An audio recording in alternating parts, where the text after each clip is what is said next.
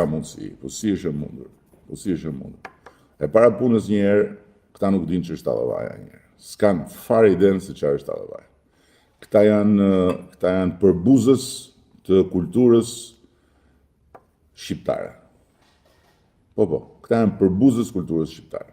Këta janë përbuzës të atij fondi thesaresh që ka krijuar kultura jonë. Ato që janë. Dhe nëse ne hapim, bëjmë një takim të madh me njerëzit tanë, kush na ndalon ne që aty edhe të përdorim këngë që janë nga thesari i kulturës sonë, sipas qarqeve, edhe të përdorim valle, kush na ndalon ne? Kush e ka shkruar këtë që kur mblidhen njerëzit në një takim të madh elektoral, a duhet vetëm të rrinë të dëgjojnë fjalime në diell me orë të tëra? Kush e ka shkruar? Pastaj, më falni, po ju them diçka pa modesti, që kur unë merrem me fushat elektorale, merrni, shikojni, analizojni se si ka ndryshuar edhe të tjerët. Kush i solli për herë të parë njerëzit të ulen në takime? Që tani të tërë i ulin njerëzit në takime. Kush i solli? Për të ulur si njerëz dhe për të dëgjuar, jo vetëm thjesht mblidhu dhe ulëri në këmbë.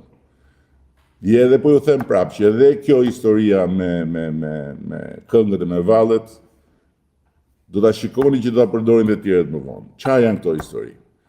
Tjetra, jo merresh me bufin, jo programi, jo këto. Po pse merreni ju që merreni me analizat, ju që merreni me opinionin publik, pse merreni ju me 100, se është 1/100, është 1 minutë në ditë. Edhe në fjalët e mia, unë nuk flas 95% kohës as për bufin, as për kënetën, as për lulin, as për venozin, as për. Unë flas për sfidën historike që ka Shqipëria. Po si është e mundur që në këtë takim me historinë, nuk ka asnjë interes, nuk ka asnjë reflektim serioz, nuk ka asnjë informacion normal se ç'është ky moment historik për Shqipërinë, çfarë janë negociatat, si bëhen negociatat, pse është e rëndësishme të mos u mbasin asnjë ditë, si ka funksionuar Europa në gjithë këto vite etj, por ulen atje edhe zdërhallen duke u marrë jo kjo video këtu, jo kjo video aty, jo ky çaj tha, jo ky çaj tha. Pastaj tjetra.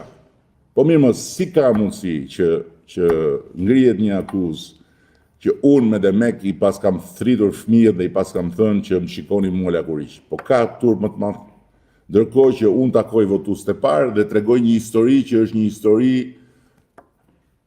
e trishtueshme. Shumë e trishtueshme. Dhe këta, të cilët nuk kanë pyetur për fëmijët kur më kanë nxjerrë mua lakuriq nëpër Shqipëri. Nuk pyetën këta për fëmijët kur më nxorën lakuriq.